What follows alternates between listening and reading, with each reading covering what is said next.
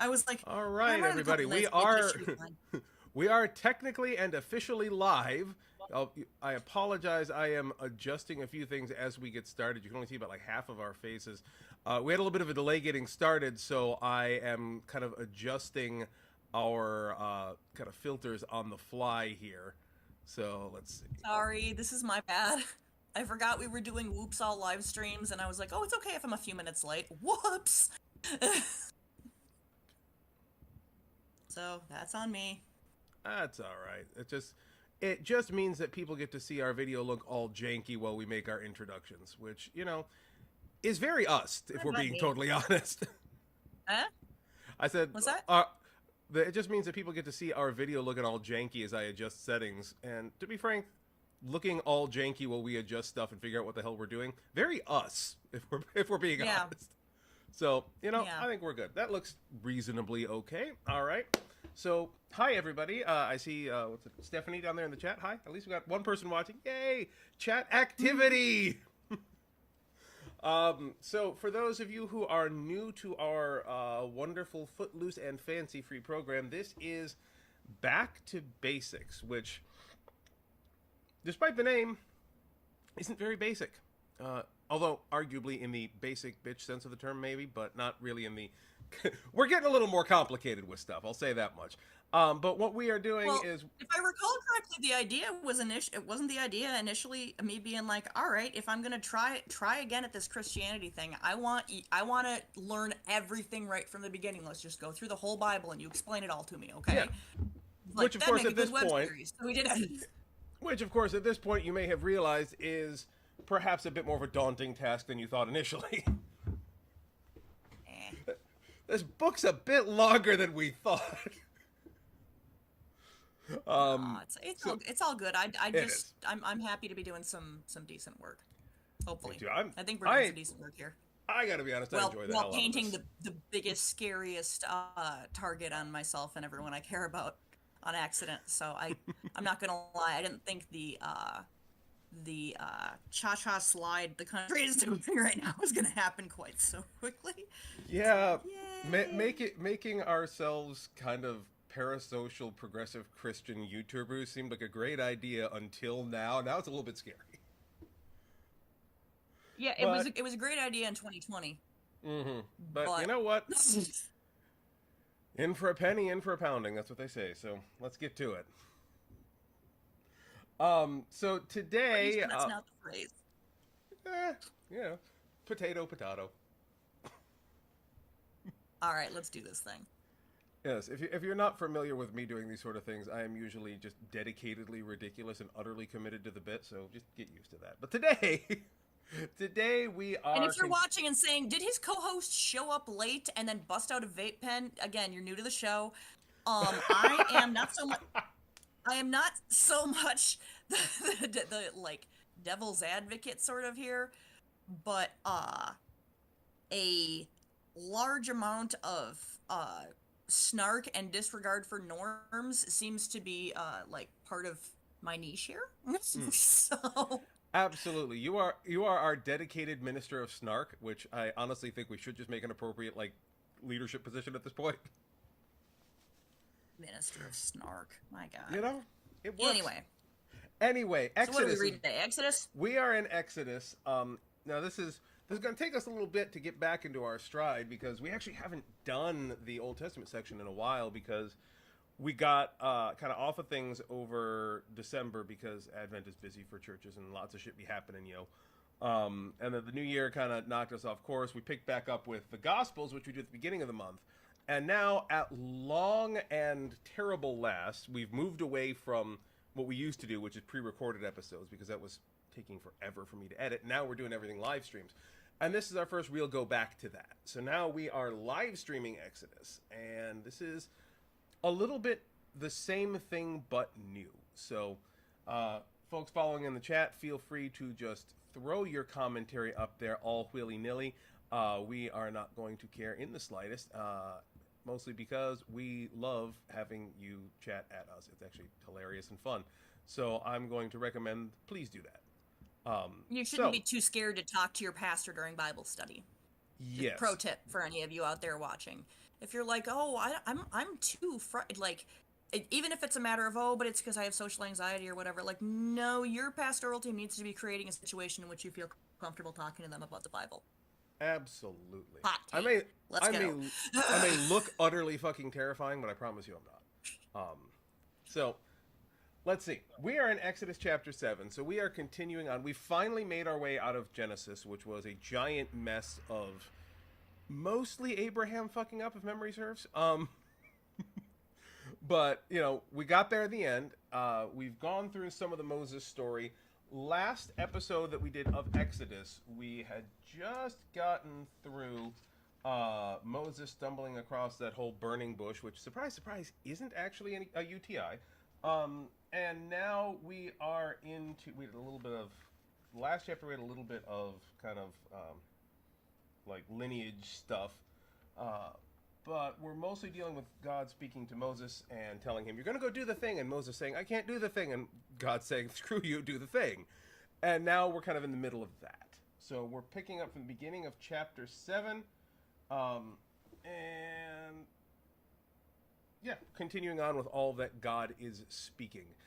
Art thou prepared to do thy scripture reading for the day, dearest Naki? Sure. All right. Click over to that. All right, here we go. The Lord said to Moses, see, I have made you like God to Pharaoh, and your brother Aaron shall be your prophet. You shall speak all that I command you, and your brother Aaron shall tell Pharaoh to let the Israelites go out of his land. But I will harden Pharaoh's heart, and I will multiply my signs and wonders in the land of Egypt. When Pharaoh does not listen to you, I will lay my hand upon Egypt and bring my people, the Israelites, company by company, out of the land of Egypt by great acts of judgment. The Egyptians shall know that I am the Lord when I stretch out my hand against Egypt and bring the Israelites out from among them.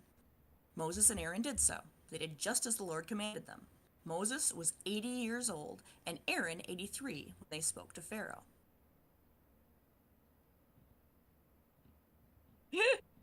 And I am 12 because the header for the next section says Aaron's miraculous rod. There it is. Okay. Yeah, that's literally... You don't actually see this because of the way we record. Yes, it really says Aaron's miraculous rod is actually the header the title for this episode, because it literally says Aaron's miraculous rod. By the way, dear reader, if you think we're above making dick jokes in a Bible podcast, you are totally wrong. We will be doing that and doing that repeatedly. The Bible makes dick jokes. It's fine. Yeah. Oh, yeah, there's actually, when we get to Song of Solomon, that's a whole other story. Anyway. No freaking kidding. Continuing on with Aaron and his miraculous rod, then? Yes. The Lord said to Moses and Aaron, when Pharaoh says to you, perform a wonder, then you shall say to Aaron, take your staff and throw it down before Pharaoh, and it will become a snake. So Moses and Aaron went to Pharaoh and did as the Lord had commanded. Aaron threw down his staff before Pharaoh and his officials, and it became a snake. Then Pharaoh summoned the wise men and the sorcerers, and they also, the magicians of Egypt, did the same by their secret arts. Each one threw down his staff, and they became snakes. But Aaron's staff swallowed up theirs. However, Pharaoh's heart was hardened, and he would not listen to them, as the Lord had said. The header says, the first plague, water turned to blood. Then the Lord said to Moses, Pharaoh's heart is hardened, he refuses to let the people go. Go to Pharaoh in the morning as he is going out to the water. Stand by the bank of the Nile to meet him, and take in your hand the staff that was turned into a snake. Say to him, the Lord, the God of the Hebrews, sent me to you to let my people go, so that they may serve me in the wilderness. But until now you have not listened. Thus says the Lord, by this you shall know that I am the Lord. See, with the staff that is in my hand, I will strike the water that is in the Nile, and it shall be turned to blood. The fish in the river shall die, the river itself shall stink, and the Egyptians shall be unable to drink water from the Nile. The Lord said to Moses, say to Aaron, take your staff and stretch out your hand over the waters of Egypt, over its rivers, its canals, and its ponds, and all its pools of water, so that they may become blood. And there shall be blood throughout the whole land of Egypt, even in vessels of wood and in vessels of stone. Moses and Aaron did just as the Lord commanded. In the sight of Pharaoh and of his officials, he lifted up the staff and struck the water in the Nile, All the water in the river was turned into blood, and the fish in the river died. The river stank so that the Egyptians could not drink its water, and there was blood throughout the whole land of Egypt. But the magicians of Egypt did the same by their secret arts, so Pharaoh's heart remained hardened, and he would not listen to them, as the Lord had said. Pharaoh had turned and went into his house, and he did not take even this to heart. And all the Egyptians had to dig along the Nile for water to drink, for they could not drink the water of the river. 7 days passed after the Lord had struck the Nile. Well, it answered my initial question of if you turned all the water in a land into blood, wouldn't it completely kill everyone and everything? Yeah, pretty much. But Like that's apparently the groundwater was still chill. Just the surface water was. Hang on a minute. Is that about right? No, I'm checking something here real quick. With your crazy man bun situation, you got a stick in there? No, I have a gun blade in there because I am nothing if Oh, not a you dedicated freaking dork. dork. Yeah, it me. I am the alpha dork. So let's see. The ending to this chapter, I'm comparing this to Alter here. It's a little bit different. 24. Oh yeah, this actually. Yeah, actually, Alter's translation, which, by the way, for those of you who don't know, because I know we got at least one or two new people following us here, we're reading, and what you're seeing on the screen comes from the NRSVUE, which is kind of like the most academically valid version of the text that is in common use right now. But when we're working with the Old Testament, I tend to pull upon Robert Alter's the Hebrew Bible translation. He's a Jewish scholar who is, frankly, way the hell better than me or anybody I know. But he also is specifically focused on representing the text in English in a way that is both academically valid and represents the more poetic way in which it was written. Because let me tell you, modern biblical translations in English are fucking dry the more accurate they get. Like they get less interesting the more accurate they get, because Hebrew poetics are almost the exact opposite of English poetics, and oh boy, it is a slog to read the shit in English. So I've got Alter's translation in front of me, and he does the Karl Barth thing for you theologians out there, where the footnotes are oftentimes longer on the page than the text itself. So there's a lot of kind of background notes for why he chose particular translations and things like that. And what I'm noticing here, first off, as I'm kind of reading through Alter as we're doing this, is that chapter 7 in the NRSVUE is, by our count, 25 verses long. However, chapter 7 via Alter is 29 verses long. So a good chunk of the first part of the next chapter is actually included in Alter's translation as part of chapter 7, which I think is honestly sensible. Like, one of the things that Alter does, and by the way, little bit of background for anybody who's new on this episode, chapters and verses are a modern invention. The Bible in its original form is just a big-ass wall of text. There aren't any delineations. It's a book. It's written like a novel, and there aren't even chapter breaks. So they're all utterly arbitrary where the chapters lie. They've traditionally been in certain places, but you'll notice even between, and I noticed this threw me for a freaking loop. We recently did a funeral service for a member of our Ukrainian refugee community whose husband unfortunately passed in the war. And we were in the unique position of putting like psalm readings out there in 3 languages simultaneously: English, Japanese, and Russian, which is kind of the dominant language of their region of Ukraine. History is a funny thing. So we wound up in this unique situation where one entire song, like we were going to like 137 or 138 in English, something like that, but it was like 135 or 136 in Japanese, and then it was like 136 or 135 in Ukrainian. Like the numbers were different. And that's actually really common, because the order of some of the psalms, where the breaks are, there's a couple of psalms that are kind of combined into one in some versions, and that's true just about every book. Is the arbitrary delineations here vary from translation to translation because different authors and editors made different decisions about where the text should break. It's infallible, Don. It's infallibly fucked up. That's what that is. Um, you know, but that's humanity for you. A God-inspired text filtered through humans is gonna get some shit in it. So, but that's my digression here. So, as I look at Alter, I'm gonna go ahead and read actually for you from Alter since I have it in front of By me. all means.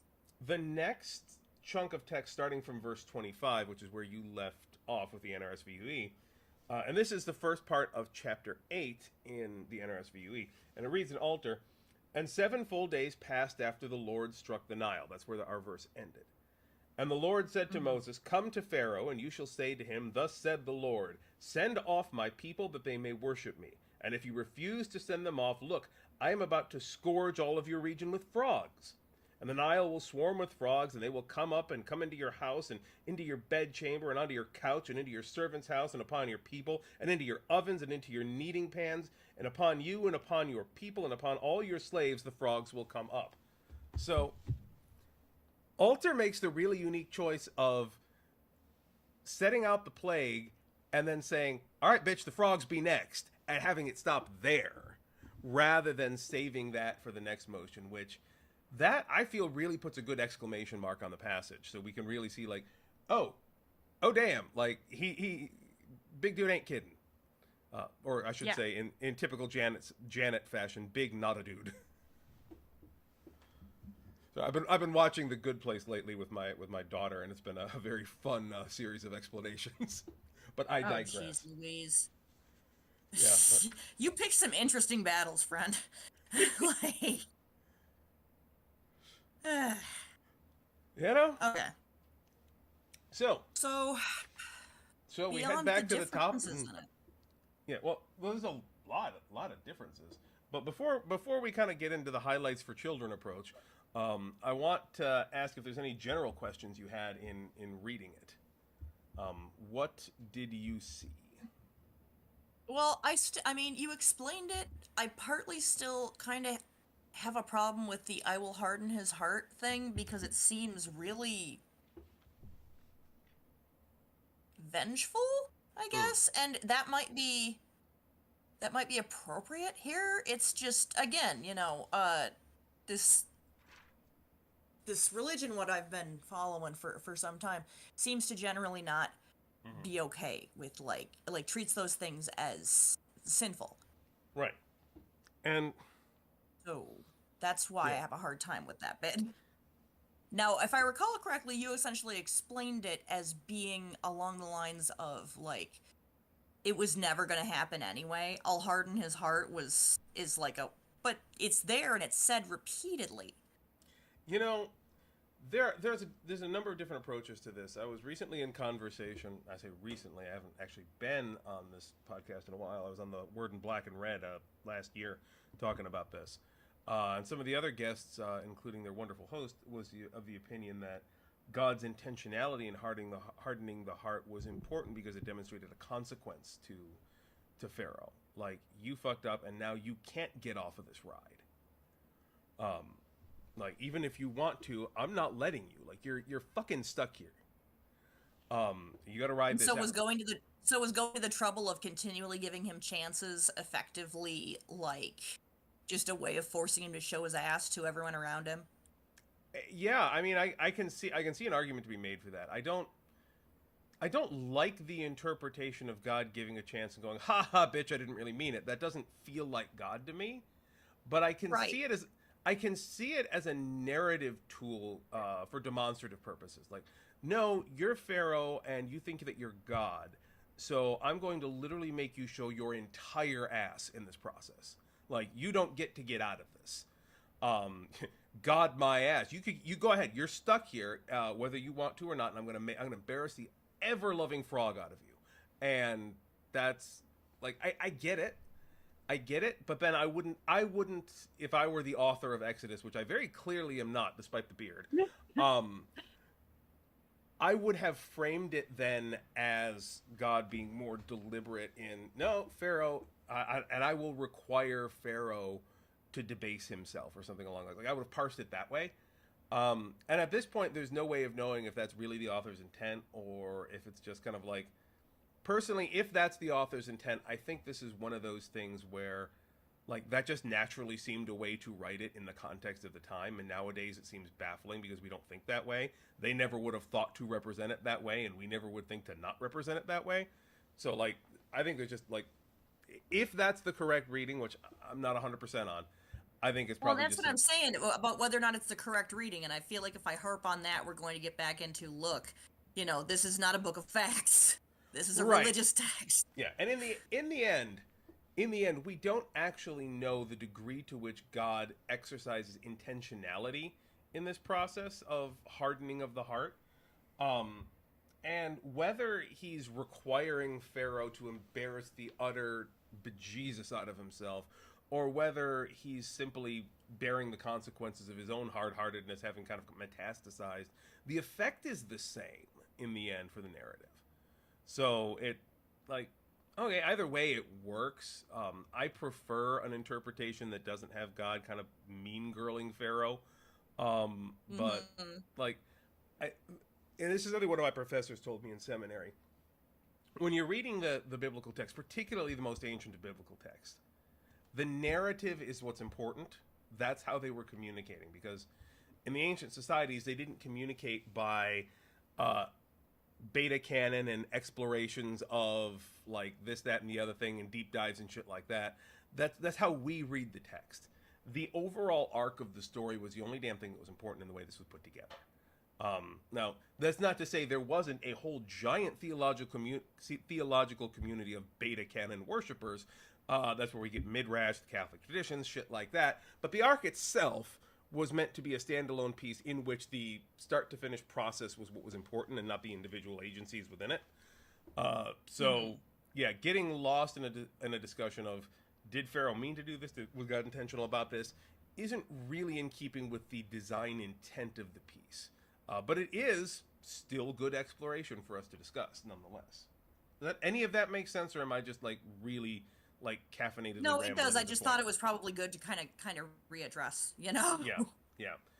We do have to dive in on that from time to time. Now, I want to bring up something here too, and I'm gonna highlight this in the NRSVUE here too, because I think I'm getting this here. Yeah, it's verse 4.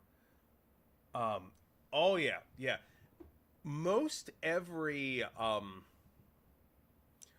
translation I've seen really struggles with how to translate verse 4. And I'm gonna take a look at this. Like, in the NRSVUE, we get, when the Pharaoh does not listen to you, I will lay my hand upon Egypt and bring my people, the Israelites, company by company, out of the land of Egypt by great acts of judgment. The phrase company by company is a weird one in that context, right? That seems like an odd way of communicating this. Yeah. Yeah, alters verse 4. I'm going to take that here. And Pharaoh will not heed you, and I shall set my hand against Egypt, and I shall bring out my battalions, my people the Israelites, from the land of Egypt with great retributions. And continuing on from there. Like, in the original text, and as altar represents here, it is more of a military identification, and this connects this connects to this whole kind of turning on its head of kind of local imagery thing, because one way you've heard, I'm sure, out of the many names for God, the term Lord of Hosts, right? You've heard that one? Yeah. Yeah, That's pretty common. Yeah, it's an anglicization of a Hebrew term that is more appropriately entitled Lord of Battalions. The term host being a military term in and of itself, which was even common in that period. So the phraseology that's being used here, referring to battalions, the Lord of Hosts is referring to his hosts. The Lord of Battalions is describing the military force over which that God is the Lord of. And in this case, so that's a connection to a historical name of the Almighty that's being played on there, and then being twisted because I shall bring out my battalions, my hosts, the people, the Israelites, and then you could even add a parenthetical here, those worker folk that you are holding as your slaves. Like, that's my battalion. I need no force of arms. I need no spearmen and pikemen and black mages and marauders and thaumaturges. And yeah, I've been playing Final Fantasy a lot lately. I just need them. I am a god who can do all the work that needs to be done with those battalions. And there's a whole theology in this one phrase, and every translator trips over this, like, yeah, there's a military analogy, but we don't like military analogies because God, so we're gonna kind of stumble over this and just move on. It's like, bitch, the military analogy has some use here. It has utility. Because God is standing here in the middle of a militarized culture, in the middle of Egypt, and saying, no, that's my army, dude. It does seem pretty wild. But when you put it that way, it does make a great deal of sense. God can only speak to us in a language we can understand. Mm-hmm. So whatever we are going to recognize as a concept is much more useful than something much harder for us to grasp that's nowhere near what's being intended to say. Yeah. So, like, that's kind of the something I come to on that. And this is, we touched on this, if I recall correctly, in one or two of our previous episodes, where God keeps making these battalion references. And that's going to be an ongoing theme with that, is because from here on, honestly, through most of the next, like, 4 or 5 books of the early Bible here, we're going to have military language as kind of the way God communicates. And I think that it is super important for us to realize that this is going to be a thing. Like, this is not just this passage of Exodus. Like, and we're going to see it again and again, where God is saying military language. I'm defining by military language, but my military is average folk, regular folk, the calm, the meek, the mild. You keep wanting to draw your swords, and I keep saying, no, you don't need that in order to do what I am and be who you are. Yeah.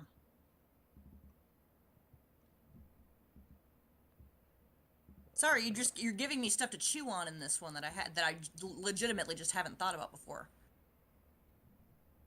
Like, well, I do my best. Well, is there anything else we should really cover in this one? For this section, like this, there's gotta be, right? Yeah, there's bound to be players. I feel like you just had this one in a sack for me, and I don't have all that much to ask. Oh yeah, take a look at verse 11. Okay. I know. I know something I wanted to talk about. So Rod's turning into snakes. Yeah.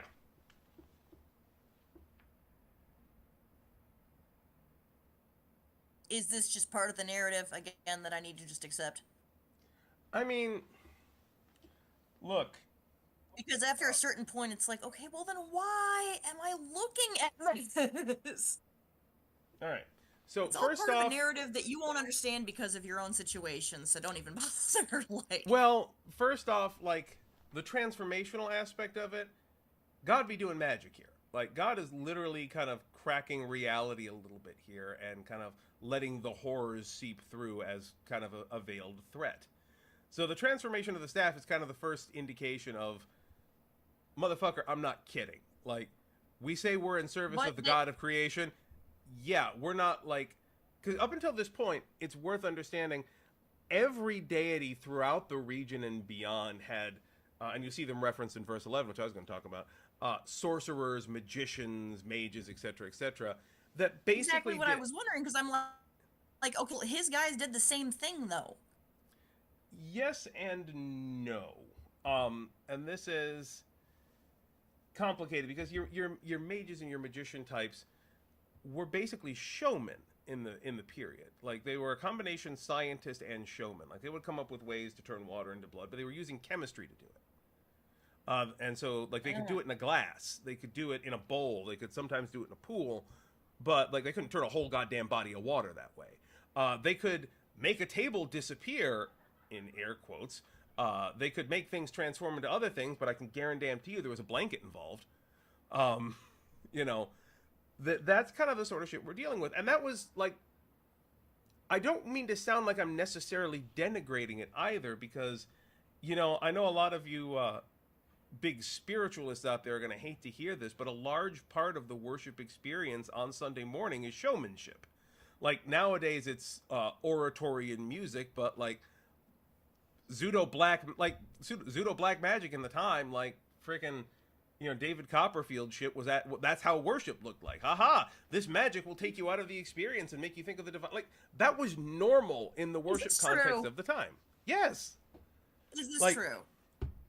Yeah, like that was kind of, that's how they represented God. Now, whether it was totally understood as such by the average person, hard to say. Like, with a lack of education, I'm pretty sure your average Egyptian and or Israelite peasant probably did not have the brain power to tell reality from chemistry. But then again, we don't know. Like, we're far enough removed from that context that it could have been they were all idiots and just a few smart people who were kind of pulling bullshit to pull the wool over their eyes, as has traditionally been represented. Or it could, as I tend to believe, it could be more along the lines of, like, we don't have electronic keyboards. The guitar won't be invented for another several millennia. We got to do something to make the experience feel special. So magic tricks. Let me pull a rabbit out of my ass. You know, whatever works. You may also be surprised to hear the extent to which Pastor Don is really not into the praise music. Yeah, no, look, if you've attended any of our Sunday worships, we got an organ, we got a piano. And side note, and I think this is really worth mentioning when we talk about the severe hate boner I have for contemporary Christian music. I think it's worth noting that my issue is not with the instrumentation. Like, you give me a guitarist, you give me bass, you give me drums. Hell, I got a guitar, bass, and drums in the fucking sanctuary. If I had people to play it, I'd be having them in worship today. My issue is with the boring-ass, uncreative, stupid-as-hell music that they use those instruments to play. Some of the best worship music I've ever seen includes those instruments and other instruments and whoever the hell else shows up. I tell this story so many times, but my favorite worship music experience, I rocked up to a church back in New Jersey, one of my colleagues' church, they get up to do some of the music, and they've got a church organ, guitar, bass, drums, Scottish field pipes, Irish Ilian parlor pipes, 2 clarinets, and a banjo. Motherfuckers rocked it! Like, hardcore! And it's like, why did they have that? Who plans for that ensemble? Fucking nobody! It's who they had today. And then they took, what they did with that is they took, okay, we have thoughtful hymns, like hymns that have been in our tradition for centuries, things that have words that we actually think are important, not just, God is good, God is great, yay, Jesus! Like, actually things that have poetic meaning to them. And then we will apply that to the instruments that are present. Anyway, rant over. Please don't get me started on that shit ever again. I will go forever. It's so funny, though. It's freaking hilarious to hear you absolutely lose it over, like, contemporary worship music. I'm sorry, like... I don't think it's a moral issue at the end of the day, but it's very funny the extent to which you just full-throatedly I'll be honest, like. I kind of think it's a little bit of a moral issue. Little bit, not like a I will end relationships and end you over it. But then 90% of contemporary Christian music is designed using the same cynical ethic that a lot of pop music is designed, specifically to be addictive and create an emotional reaction in order to get you to buy more product. Like, that's why it's quarterly simple. That's why it follows specific preordained patterns. Like, I actually worked very briefly in the music department of a megachurch once. I was only there for about 2 months because, you know what? You didn't like them. I didn't like them and they didn't like me. Can you imagine why? But they were very upfront about the fact that their whole damn point was to manipulate the emotions of the people who were present. Like, that was the point. It wasn't to inspire, it wasn't to get people thinking, is we want people to turn off their thinking brains and start using their hearts to listen so that they don't question the bullshit our pastor's about to say. And so, yeah. You got me going again. Shouldn't get me going again. Back to the Bible. Yeah. So, the fuck were we talking about? It's relevant. We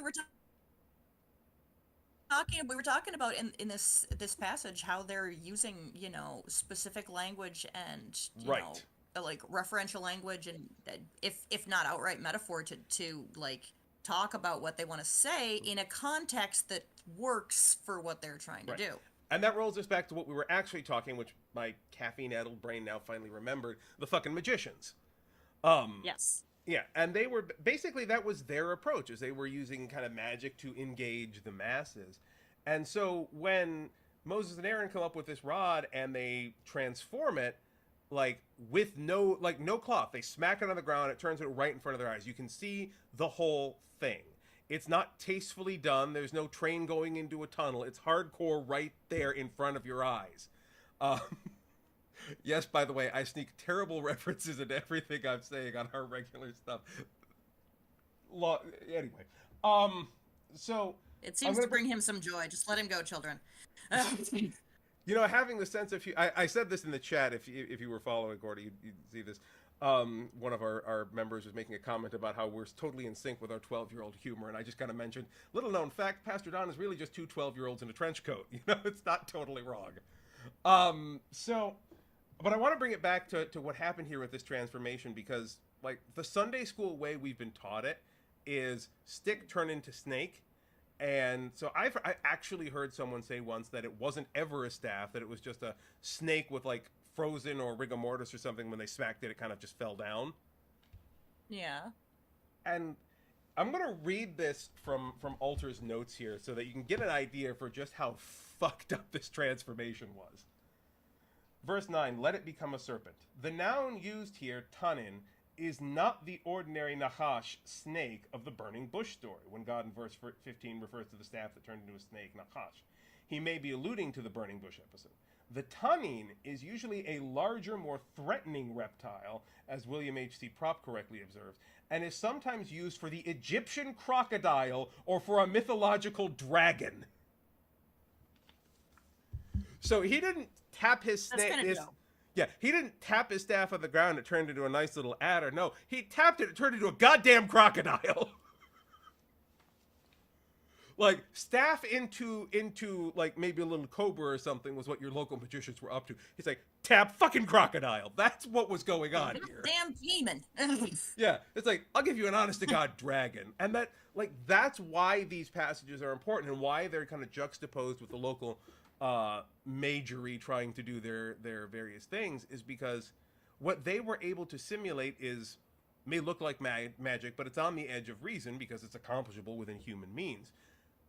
Aaron and Moses here are in the service of God, who's like, no, I wrote the rules for reality. I can fucking break them when I want to. Watch. So that's the whole point of the plagues. That's the whole point of all of this stuff. It's not a warning if anybody can do it. And so the presentation of the other mages saying, oh, we can turn a staff into a snake, sure. Like, that gives Pharaoh the plausible deniability to say, well, okay, it's just another magic trick, you know, I don't have to really think it through. Which is basically like... The Nile into blood is a little different. Well, that's again where we roll forward with kind of what I was talking about earlier, is the whole water to blood thing. You know, anyone who studied chemistry knows that that's a pretty simple technique, or at least to give it a red color or the appearance of blood. And this is where shit gets real, is because your magicians could do that. Like, you can change water with... I don't actually know the chemistry stuff. So it looks like blood. Yes, you can change water so it looks like blood. So your average magicians could do that in a cup or a pool or a tub or what have you. For them to smack down the rod and for that thing to turn into legit blood, and then all the fish die and then everything else dies because they can't swim in blood. Like, no, that's actual blood. Shit. Yeah, and it stinks. Can you imagine how... I mean, they mentioned it twice. Can you imagine how bad the smell would be? Right. Like... And this is kind of the juxtaposition that happens here. In the hot desert, too. Yeah. Yeah, exactly. But this is the juxtaposition that we're dealing with here. Because it's a case of, no, I'm going to do it for real. Like, I'm going to do the actual thing that all y'all are pretending to do. And you are going to hate it. Like, you think this is some divine magic? Well, the divine magic is fucking terrifying. So, yeah, and in the chat I see, I'm sure there's a makeable about how to create fake blood with some chemical reactions. That's what I'm saying. So, yeah, so this whole thing is comparative. Like, God is setting God's self before Pharaoh and saying, all right, you've been messing around with all your various rituals and your Egyptian gods and what like that, and now I'm going to show you what the real deal looks like. So, you will listen to me. And if you don't listen to me, you're going to be showing your whole ass. And I'm going to make you show your whole ass for a while until you have the opportunity to do the right thing. And so, like, there's that whole juxtaposition of it's all kind of coming together. I'm glad we took this apart. Yeah. Please continue putting it back together.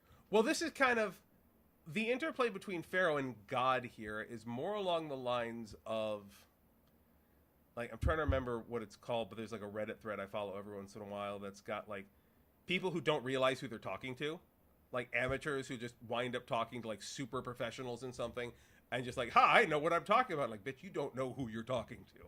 And that's kind of what this exchange is. As Pharaoh's like, I'm a god, and God's like, oh, fucking really? Bet. Are you now? Let's test that. Yeah, oh, you're a god? Bet. I believe that's how the youngins use that term. Not anymore. If they're hearing you. Exactly. That, by the way, that's my side job while we're here, is to ruin every piece of slang that I have access to. Actually, as weird as it sounds, I was driving my daughter and one of her friends around, and they were having a joke, and we were explaining what the term "gat" apparently now means, which apparently now means ass. Like, I'm used to that meaning different things, but what the hell ever. And so, you know, I just started ruining it as hard as I could, because why not? No, that's fantastic. Yeah, it's what Dad's got to do. So, yes, I'm sorry, your job as an old. It is my job as an old. And as an old who never got to enjoy slang when he was a young, and who spent a lot of time with linguistics and things like that, yeah, I'm going to enjoy the hell out of this stage of life. Anyway, Bible. Yeah. You know, we keep getting on little tangents and stuff, but I feel like we're really covering the material. Well, the tangents are what make it fun, right? You agree with me, don't you, chat? I mean, I assume they drive some people nuts, but, I mean, that's... I have ADHD. That's how we live here. The tangents are all...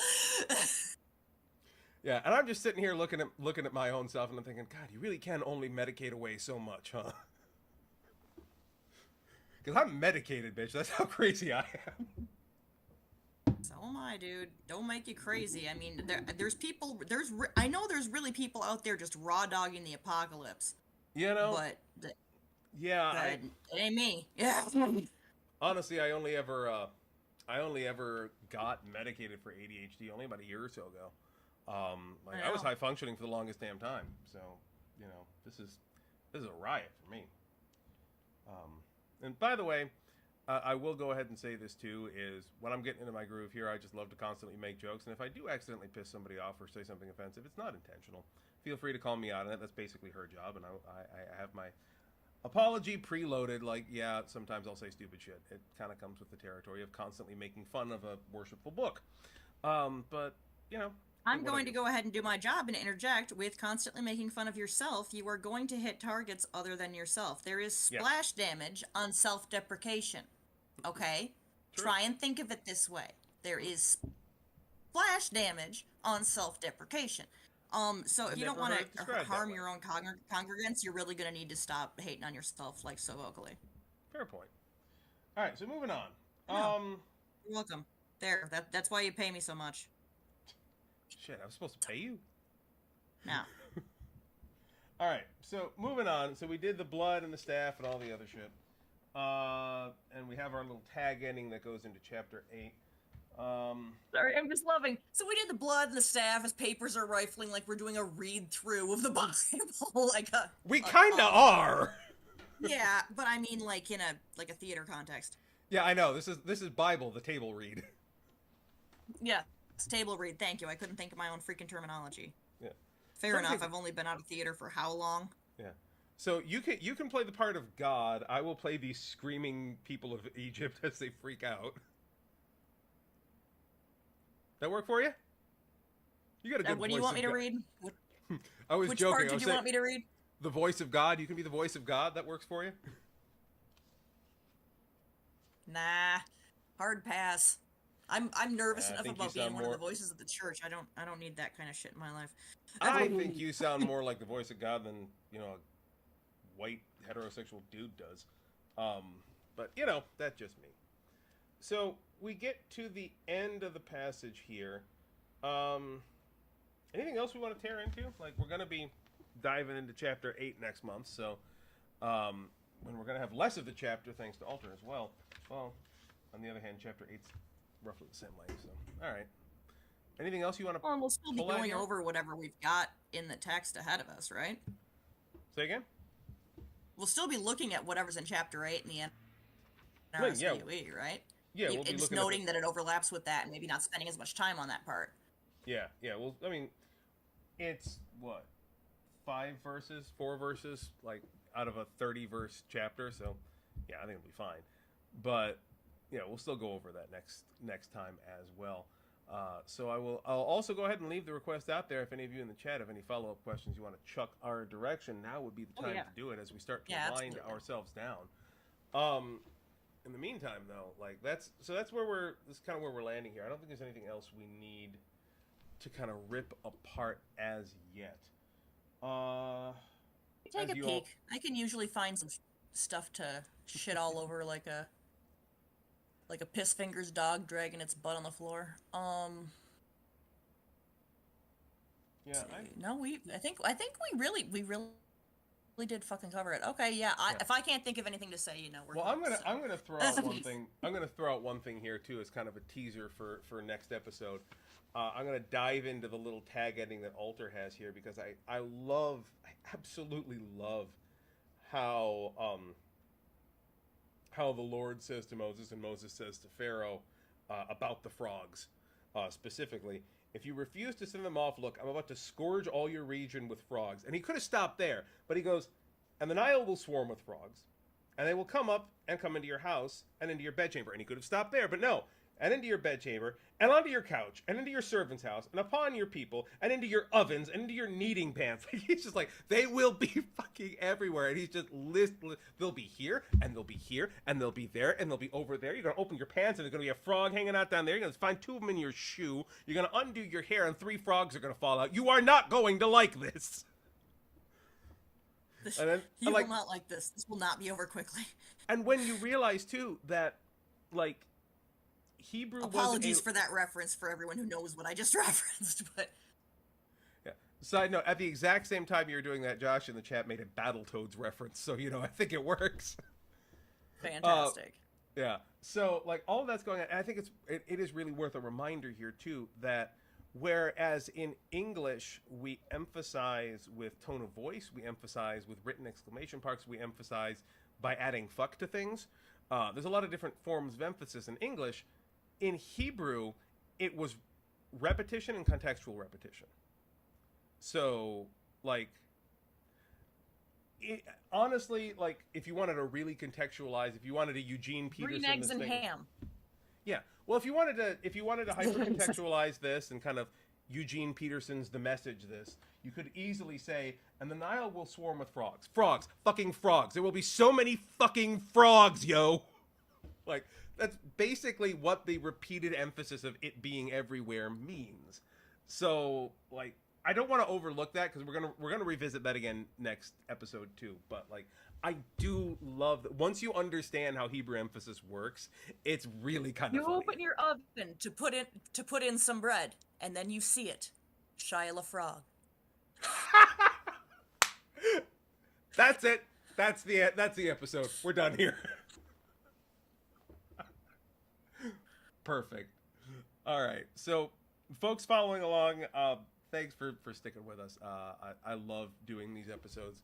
I want to encourage anybody who's watching who's not a part of our Discord community already to please do that. I know the folks in the chat are already members of our community, but people do stumble across these episodes from time to time. Come join us in the place. Side note, Courtney, if you can't see the chat, they're cracking up over Shia LaFrog. Like that is the that is the mascot for this episode, Shia LaFrog, and probably for next episode too. Chat? I don't even know right now. No, I don't even know where the chat is. How am I this technologically illiterate?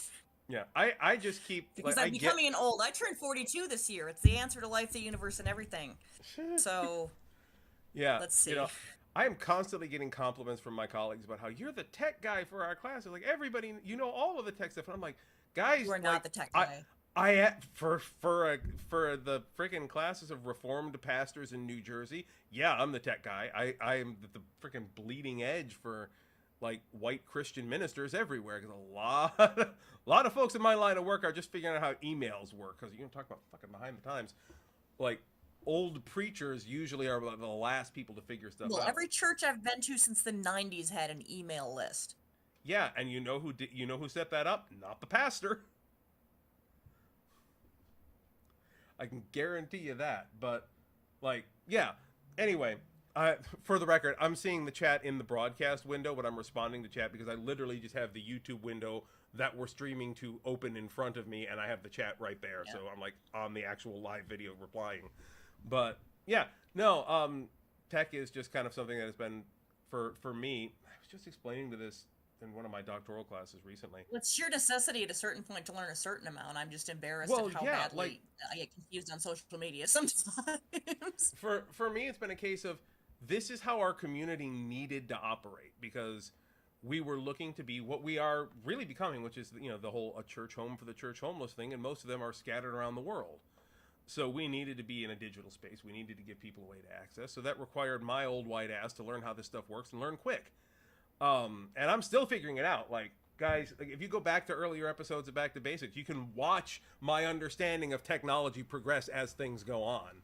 Like, as I alluded to at the beginning of the episode, we only just started live streaming these, like, this year. Like, I have been assembling them all by hand until this point. They've been custom made and bespoke and exactly as terrible as one might expect from that, at least as far as the editing goes. I say nothing about... Yeah, no lie. It does look like the church's pastor put together the videos. But I like to think we're getting better. On that note, anyone listening, again, please, if you or anyone you know of would like to donate a great deal of your time to Unfinished Community to take care of our video editing for us, or any other technical tasks, or, just you think, oh, a church usually needs this, please. Yeah, actually, for the love of actual God. One of the big things that I've been meaning to catch up with, because, like, even with learning tech, like, I still only have so many hours in the day. Since we switched to live streaming, that has taken away from our podcast stream as well. Like, we haven't had a chance to put stuff out on the audio platform. Because that needs to be about that. So we're not putting out the podcast anymore? That needs to be done manually, and I haven't had time to re-download the live streams, patch them up into audio, and send them back out again. So that's I'm bringing that up. I'm bringing that up at church. That needs to be taken care of by someone else. You don't have time to do that. Yeah, so it has to be done. That is one of the many things. So we are in sore need of people on our digital ministries committee who can help out with someone do this shit, please. Yeah. I will say we have worship now every week, and I'm very proud of this, that not only do we have worship every week, but we're alternating between English and Japanese. Generally speaking, English on the first Sunday, and third Sunday, Japanese on the second and fourth. The fifth is kind of up for grabs, but we're in the middle of kind of a weird scheduling thing. So don't take me totally for gospel on that for the next few weeks. But that's the general plan. But what I'm proud of is the fact that, particularly when we're in the middle of this kind of weird rescheduling of which services happen when, my wife, who's also our other pastor here for Unfinished, Pastor Akiko, her and I have been working together to basically make the services as functionally as bilingual as possible. So, like, if you watch the Japanese services, and you should, there's live subtitling that, like, my wife is literally sitting at the computer subtitling the sermon as it happens. And if you are local to the church as well, we actually just this past week, because we got a few English speakers that turn up every week too, we just this week added live subtitling for the sermon for people who are in the freaking room. So, like, that's a thing that we are doing now. We have audio translators for fellowship time and things like that. Those are a thing they have in Japan, by the way, little handheld pocket translators. Awesome. So we're really, like, putting in a lot of effort to make our Japanese content more accessible. Not so much the other way around yet, making the English content more Japanese accessible, because, quite frankly, most of you folk online are English speakers, so that's a bit lower down on the priority chain. We will get there eventually, I promise. Accessibility is our goal and all. So, like, we're working on that. So our worship services, every Sunday we got something going on. This coming Sunday, and I need to stress this, by the way, for those of you who want to turn in, this Sunday is an explicitly bilingual service. It's a joint service that's going to be in English and Japanese. The sermon will be in English, I just found out. I had thought it was going to be in Japanese. I just found out yesterday it's actually going to be an English sermon. But we're doing a special service marking 3 years since the onset of the war in Ukraine. And we're doing both a service and a fundraiser after the service in the building to raise money for the Ukrainian refugees that are part of our community. So online folk, if you do want to donate to that as well, go to our Tithely link, which is down in the description. You can donate just to the church if you want. I'm not going to complain. But also for the Ukrainian benefit, there is a separate category that you can choose to donate to our Ukrainian refugees who are fighting to settle themselves here and kind of get into a more stable position. So if you have any need to donate for that, that'll be helpful as well. I think that covers it. We got these two live streams. Oh, there's a Bible study. For the love of God, the Bible study. Please rock up to our Bible study, which on the weeks we're not having live streams, which is 2nd and 4th, at the same time, roughly, we're doing our Bible study. We're working through the book of Job right now. Courtney shows up most of the time, brings the same level of sass, so if you want to match her for sass, this will make a freaking awesome Bible study. But I can start showing up most of the time if you want me to, but don't tell them that. I'm trying to hype you up, all right? Yeah, but no, it's all good. It's just like I said, I don't want to talk over everyone. Yeah. and I do that. It's a thing. Me too. If I don't enough mean of us to. I can't stop. Me too. If enough of us are constantly talking over each other, it balances out, though, I think. Or it doesn't. Oh, my math probably sucks on that. Anyway, so yeah, so that the Bible study is definitely a good thing. I've actually been hearing from people that they really wish we had recorded our Revelation Bible study, which is what we did before Job, which we don't record the Bible studies because all y'all are in that. And, well, I may have been physically out here painting a target on myself, and Courtney may have been doing much the same. We don't want to do that to the rest of you. So the Bible studies are not broadcast. They are safe spaces for conversation that aren't publicly broadcast. So you don't have to worry about that. I would suggest that since we're popping around the New Testament now, we might pop out of Gospels occasionally, like every other one or something, and then pop back to another Gospel so we can cover some of the other books in the New Testament that people are really wanting to hear something more about. Because most of them are shorter than the Gospels, you know. Yeah, I think that's going to be on our list as well. Last but not least, and I want to throw this out here as well because this was only really decided on, like, it's been hard for us to find a time to schedule this, but it was officially decided on just yesterday. Our Christianity 101 class is going to be launching and going official at 10 o'clock in the morning on Sunday, March 1st. That's in Japan time. If you're in the U.S., that's going to be Friday night, the 28th at 8 p.m. And the way this class is going to work, it's a multi-purpose class. It's fun for the sake of fun. It's good education, I tend to think. It's Christianity 101. It's what has to be. Oh, Lord, am I frozen? I appear to be frozen. Oh, I'm not frozen. I just have a frozen video feed. No, I just have a frozen video feed for some reason. Something's up with the broadcast. I don't know why that is, but I'm sure it'll correct itself in... No, I see you just fine. Like, on Discord, you're fine, but for some reason the broadcast is frozen. That'll either sort itself out or it won't. But having said that, for those who are still following, I don't know why my image is frozen, but I think you can still hear me. Anyway, the Christianity 101. What's happening with that is it's a multi-purpose course. I know. I've been working on this for a while. It's serving a couple of purposes. Yeah. It's serving a couple of purposes. It's just a general education class for anybody who wants to attend. It's also our new members class. So you have the option of taking this as a new members class. So you can take this, and if you want to take it as a pursuit of membership in the church, there's a little homework assignment you do in the process. The last 3 classes at the very end are about making your statement of faith, which is part of the membership process as well. But it's the same journey that you go at for a confirmation class that you do to try and join any particular church at really any particular time. So, like, it's important. It's a good thing, I tend to think. So that is a thing. What is happening? So there's that. There's also the fact that it's good general education, but we're also going to be doing it in an interesting way because it's going to be an hour-long class. The first 30 minutes of it are going to be basically a live-streamed lecture where I'm going to be basically talking to you as a college professor, which is one of the other things I do, about the topic of the day. And that bit's going to be live streamed and archived for people to go at later if they need to, if they can't attend the class on the day. The second 30 minutes is going to be not broadcast, and that's going to be folks on the Discord server and anyone who shows up in person having the conversation, discussing it, and kind of learning together. And those two things will be happening kind of simultaneously. So you can take it as a new member class. You can take it just for the sake of education. You can take it just because you want something to watch in the background once the episodes drop.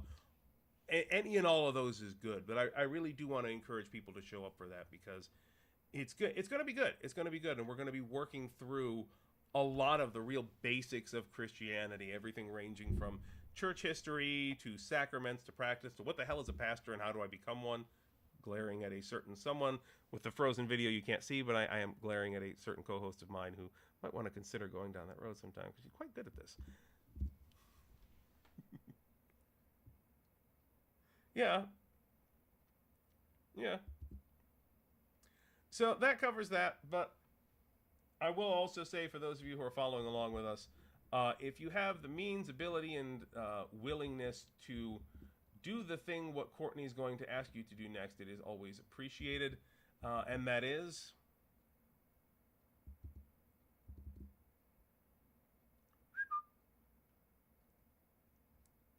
That's the one! That's the one. Please, please, please.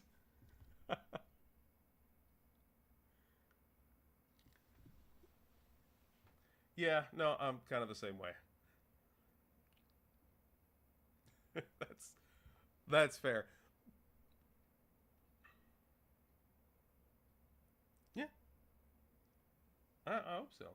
But on the like, share, and subscribe. Yeah, I will say though, for those of you watching, on the like, share, and subscribe thing, like seriously, the more people get eyes on this, the better our analytics look, the better the algorithm treats us, and the more of a hope we have of ever being able to turn this into something more than just us kind of ranting at a camera. God willing, we may be able to monetize this at some point and get a little extra dough for the church. But yeah, putting this in front of eyes really does help. So if you have the means, I am hearing that apparently we don't have Courtney's audio as well. So give me 1 second here. So I'm going to see if that helps. Can you say something, Courtney? Blah blah blah blah. Yeah, there we go. That should have fixed it. I have no idea why it was doing that, but you're back now. So thanks for letting me know, no chat. Problem. Yeah. So one more time for the folks in the back. Oh, like, share, and subscribe, please. And please? Then Don went off about why. Yeah. In a much more poetic way than I usually do. Yeah. Because I feel a little bit like a prostitute if asking everyone to like, share, and subscribe. Yeah, no, that's one of the we live in a society. Capitalism is a thing, like. Yeah, that's one of the hard parts. We need money, and we need the algorithm to pay attention to us. So please help us in the ways that is necessary in 2025. Yeah, fuck capitalism, but also please help us out, Papa Capitalism, like Daddy Capitalism. Please don't hurt us or help us. Whatever. We gotta live in both worlds. Like, fuck you, capitalism, but also like we are stuck in a capitalism. So help. Well, hopefully they did. Every system that we've had has been a stepping stone to the next one. Let's just hope for the best, eh?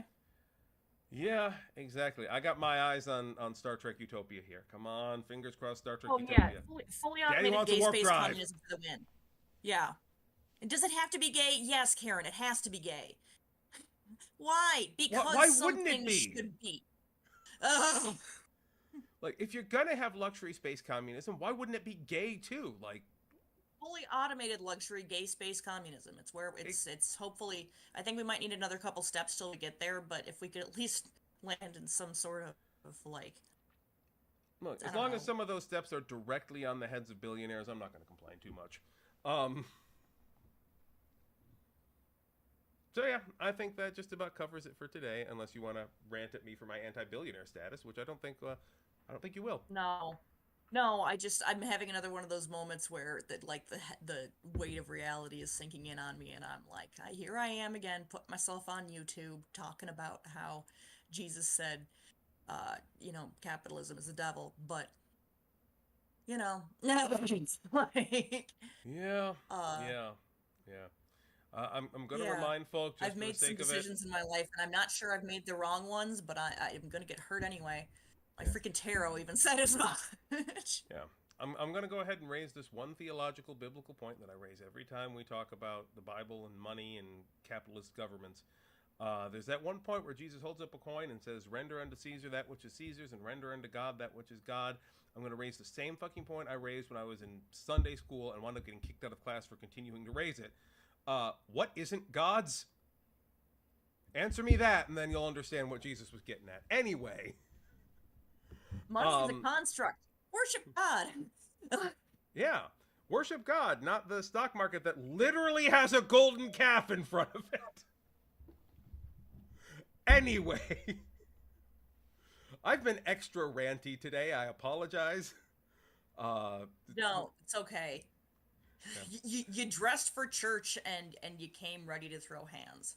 It's all good. That's how church works. Trust me, like once a week, I just feel like I need to freaking pop. I mean, I don't, but I feel like I need to freaking pop somebody because of just all the frustration of what's going on. It's fine. We're human. We're human, and we give a shit. A really rough place to be in right now.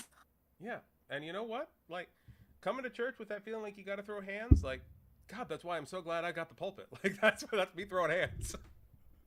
So, it works. All right, so thanks y'all for hanging out with us. We're gonna kick it to the outro here. Come join us on Discord, do stuff. We will catch you guys in the next live stream. Peace out. Bye, y'all. Bye.